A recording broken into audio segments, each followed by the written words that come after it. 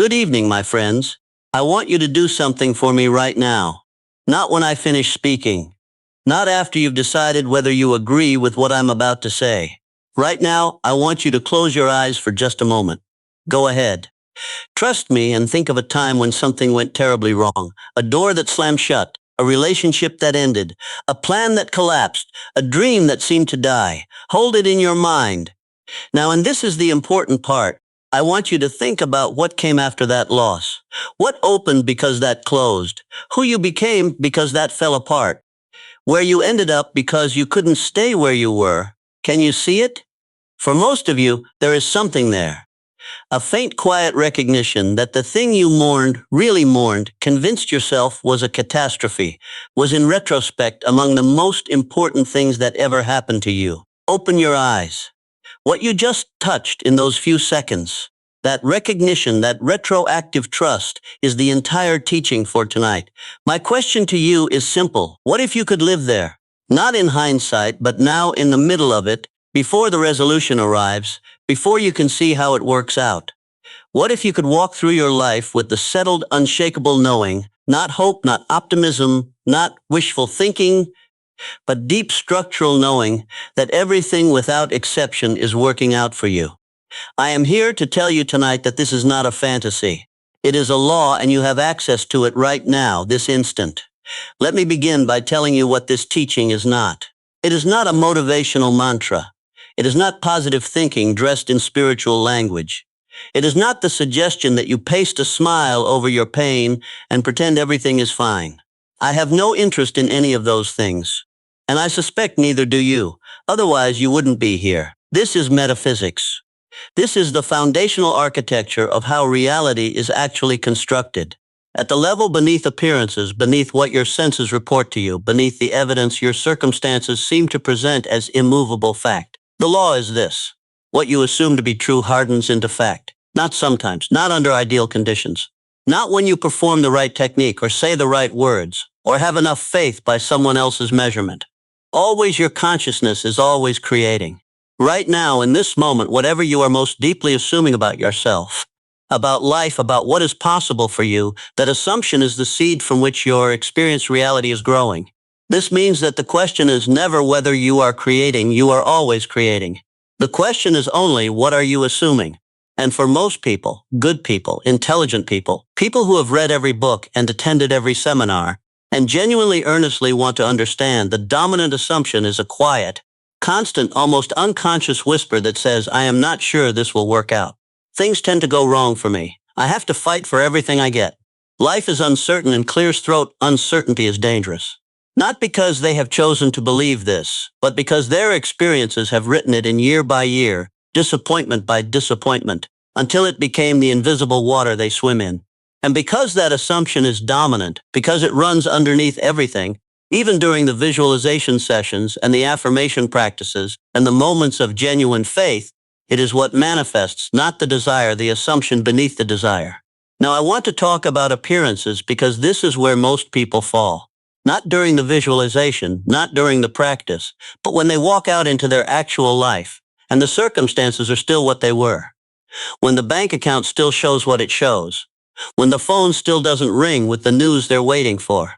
When the body still feels what it feels in those moments. And these moments will come. They always come. Something rises up. Something that says, but look at the evidence. How can you claim it's working out when this is what's here? And I want to address this directly because it is the central challenge of this entire teaching. Your senses are not liars, but they are slow. What you see around you right now is not your present assumption made visible. It is your past assumption made visible. It is the physical solidification of a state of consciousness you held weeks, months, sometimes years ago, now finally dense enough to be perceived with the physical senses. The circumstances you are looking at are old data. They are quite literally history. When you look at a star in the night sky, you are not seeing that star as it is now. You are seeing light that left it thousands of years ago, arriving at your eyes in this moment. The star itself may no longer even exist. What you're seeing is the record of something that was, not the reality of what is. Your circumstances work the same way. They are the light of old assumptions reaching you now. And if you let what you see determine what you assume, If you look at the evidence of yesterday's consciousness and allow it to dictate today's inner state, you simply perpetuate the cycle.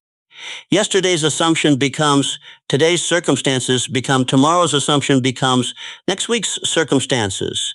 The mirror keeps reflecting the same face because you keep making the same face. To break the cycle, you must be willing to assume something. The evidence has not yet confirmed, not in spite of intelligence. Because of it, because you understand at a level that goes beyond wishful thinking, that the unseen precedes the seen, that the inner always precedes the outer, that if you want different circumstances, you must hold a different state and hold it before, not after. The circumstances change. This is what faith actually is. Not the feeling of certainty when everything is going well. Anyone can maintain their state when life is cooperating. Faith is maintaining your inner knowing precisely when the outer world is telling the opposite story. That is its power. That is why it moves mountains. Let me tell you about a man I knew who lived in chronic dread. Not dramatic dread, not the kind that paralyzes. Subtle dread. The low-grade hum of a person who is always waiting for the next thing to go wrong. Every small inconvenience confirmed his suspicion. Every delay was evidence of something worse approaching. Every coincidence that another person would have shrugged off, he read as an omen, and life being the faithful mirror that it is, cooperated completely. His car broke down when it could least afford to. His health expressed his anxiety in increasingly specific physical symptoms. His relationships reflected back the distance he kept from the possibility of real joy. He was not unlucky. He was not cursed. He was, as I told him gently, simply faithful to the wrong assumption. He had become, over years of careful practice, extraordinarily good at assuming that things go wrong. He was a virtuoso of anticipatory dread. And the law, which has no opinion about what you assume, which simply and precisely delivers the physical equivalent of your dominant inner state, obliged him completely. I asked him to try something for 30 days, not to pretend life was perfect, not to suppress his concerns, but simply to add one new sentence to his inner conversation and to mean it as genuinely as he could. Everything is always working out for me. Not as a hope, as a statement of law, as a recognition that if this principle is true, and he had enough intellectual openness to grant that it might be, then it must be true for him as well. Not eventually. Now he practiced this quietly, persistently, without fanfare. The first week nothing visible changed, but he began to notice something internal shifting. The moments of dread came, but they had slightly less weight. When an inconvenience arrived, there was a new voice alongside the old one, small, uncertain, but present, saying, and yet, this too is part of it working out. By the third week, things began to move. Not dramatically, not all at once, but in the way that things move. When you've genuinely shifted the assumption quietly from multiple directions simultaneously in ways that feel less like forcing and more like flowing. An unexpected check arrived. A conversation he'd been dreading turned out to contain exactly the information he needed. His health began without explanation to improve. He came to me at the end of the month and said something I have never forgotten. I don't know if I changed my life or just finally started seeing it correctly. I told him those are not different things. Let me take you deeper into the practice because I want to be specific. I want to give you something you can use today, this evening, in the actual texture of your actual life. Living as if everything works out for you is not a grand gesture. It is 1,000 small choices made throughout the day in the quiet moments no one else observes. It is what you say to yourself when the traffic is heavy and you're running late. Most people feel the familiar contraction. Of course, this would happen, and feed it. They add this moment to the mental file labeled evidence that things go wrong for me. They arrive at their destination already in a state of low-grade defeat before the day has properly begun.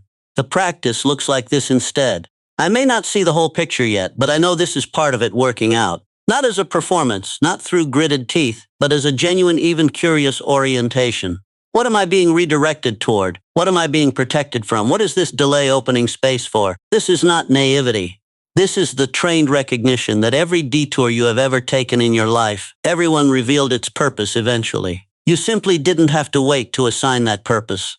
You could have assumed it in the moment and lived inside the peace of that assumption rather than the anxiety of uncertainty. It is the recognition that you have never, not once, been left behind by life. That the closed doors were always followed somewhere by open ones. That what you called failure was always eventually set up. What if you could live from that? Now, that question held genuinely, explored with real curiosity, is the doorway into the state I'm describing. There is a passage that has been written, taught, and quoted for thousands of years.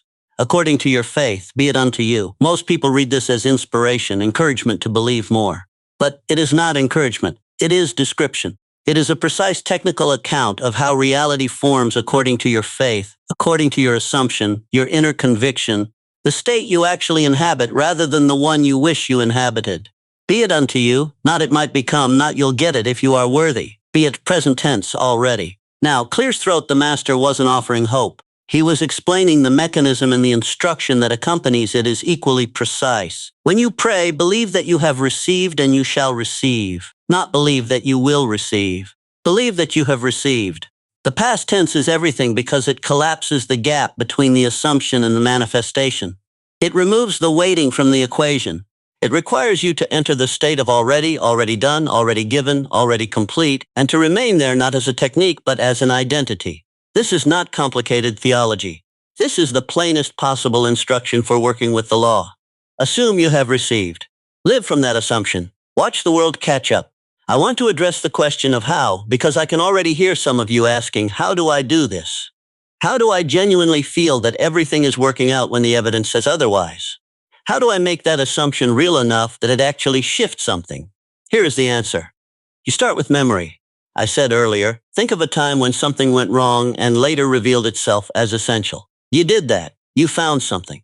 That recognition that, oh, it actually worked out is not intellectual. It is felt. It has a specific quality, a specific warmth in the chest, a specific relaxation in the shoulders. That feeling is your starting point. Close your eyes and find it. Let yourself genuinely inhabit it for 30 seconds. Notice how your body changes when you're inside that recognition. How the quality of your breathing changes, how the tightness in your jaw releases slightly. Now, and this is the step, generalize it. Don't just apply it to the past memory. Let it expand to include right now. Let it include the uncertain situation you're currently in, the thing you're waiting to resolve, the outcome you can't yet see. Say to yourself with that same felt quality, this too is working out for me. And notice whether you can find even a flicker, even the smallest ember of genuine recognition that this might be true. That flicker is the seed. Water it. Return to it throughout the day, not by forcing a feeling you don't have, but by genuinely asking, what if this is true? What would it feel like if I knew this was true? And letting the felt sense of that question rather than the intellectual answer carry you into the state. Over time, over days and weeks of this practice, the flicker becomes a flame. And the flame, given consistent air, becomes the steady warmth of an assumption that no longer needs to be actively maintained. It simply is the way your name simply is. The way your face simply is not performed, not reminded, not achieved, known. You must understand something about the state I am describing. There is a particular quality to it that distinguishes it from positive thinking, from forced optimism, from the exhausting performance of faith. It is stillness. When you are genuinely inside the assumption that everything is working out for you, you do not feel euphoric. You do not feel triumphant. You do not feel the inflated, effortful feeling of someone who is trying very hard to believe something. You feel still. There is a quietness to it, a lack of grasping, a quality of someone who has set something down finally after carrying it too long. You are no longer managing your anxiety about the outcome. You are no longer rehearsing worst-case scenarios as a form of self-protection. You are no longer checking obsessively for signs, for evidence, for proof that it's working. You simply know it is. And from that knowing, you move through your day differently. Your voice is different. Not louder, not more forceful, quieter, actually more grounded. There is something in you that is not available for panic because it is rooted somewhere panic cannot reach. People notice this. They cannot name it, but they feel it. There is a quality of presence in someone who genuinely lives from this assumption. A kind of settled authority that has nothing to do with achievement or performance or accomplishment. It is the authority of someone who knows that life is on their side. Not because they have proof, because they have decided. And that decision held consistently, returned to faithfully, made again every morning, and every time it wavers, eventually stops being a decision at all. It becomes identity. You become the person for whom everything works out. And the world, which is always mirroring your identity back to you with perfect faithfulness, rearranges itself accordingly. Let me speak to the moment of difficulty because there will be moments. I am not here to promise you a life without challenge. The teaching I carry has never promised that. But there will come a moment, perhaps you are already in one, where everything around you seems to be screaming the opposite of what I've described tonight. Where the evidence is not subtle, where the loss is real, the pain is real, the fear is real and large and refuses to be minimized. What do you do in that moment? You anchor yourself in the state. Not by denying what you see, not by pretending the pain isn't real, but by refusing gently, firmly, faithfully to let what you see determine what you assume. You say to yourself, I may not understand this. I may not be able to see the shape of it yet, but I know because I have seen it before in my own life that the moments that looked like the worst were often the ones that carried the greatest gifts. And so I choose here now in this difficulty to remain faithful to the assumption that this too is working out for me. This is not weakness. This is the hardest, most powerful thing a human being can do. To remain in the state when every sense and every circumstance is pulling against it. To hold the assumption when the evidence is screaming the opposite. This is the test the teaching speaks of. Not a punishment, not an obstacle, but the moment when the depth of your assumption is revealed. When you discover whether what you have is a technique you perform or a truth you have actually embodied. And every time you pass that test, every time you hold the state in the face of contrary evidence, something deepens, something becomes more permanent. The assumption sets like concrete into something that cannot be easily shaken. And after enough of these moments, enough faithful returns to the state in spite of appearances, you will find yourself one quiet, ordinary morning, simply knowing it without effort, without reminder. Everything is working out for me not as a practice, as a fact. So let me ask you again the question I began with. Think of that time when something seemed catastrophic and revealed itself as essential. Now bring yourself back to the present moment, to whatever is unresolved, uncertain, frightening, or stuck in your life right now, and ask, what if this too is working out? What if the delay is protection? What if the closed door is redirection? What if the empty space is being cleared for something you haven't yet imagined? You don't have to know the answer. You only have to be willing to inhabit the question, to let what if it's working out be the dominant frequency in your consciousness. Not occasionally, not during practice, but as the steady, quiet undertone of your entire lived experience. Start now, not tomorrow, not after the situation resolves, now. Walk out of here tonight as someone who has decided, really decided, not tentatively hoped, that life is working in their favor, that every step is being guided, that nothing is wasted, that the universe does not make mistakes with you. Carry that assumption into tomorrow morning, and when doubt appears and it will do not fight it, simply return to the state. Oh, I drifted. Everything is working out for me. Back to the knowing. Back to the stillness. Back to the assumption. Every time you return, it becomes more natural. Every morning you wake into it, it becomes more real. Every moment you hold it in the face of difficulty, it becomes more permanent until one day it is simply who you are, the person for whom everything works out. And from that identity, from that assumption held with quiet, unwavering faithfulness, everything must, because that is the law. Not sometimes, always. You are not at the mercy of life. You are not a passenger. You are the assumption from which life takes its shape.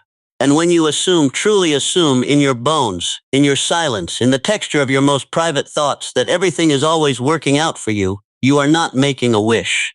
You are stating a fact before the world has had time to confirm it. And the world, which has always been your faithful mirror, your obedient servant, your perfect echo, will catch up. It always does. It always has. It always will. Good evening, my friends. Walk out of here knowing.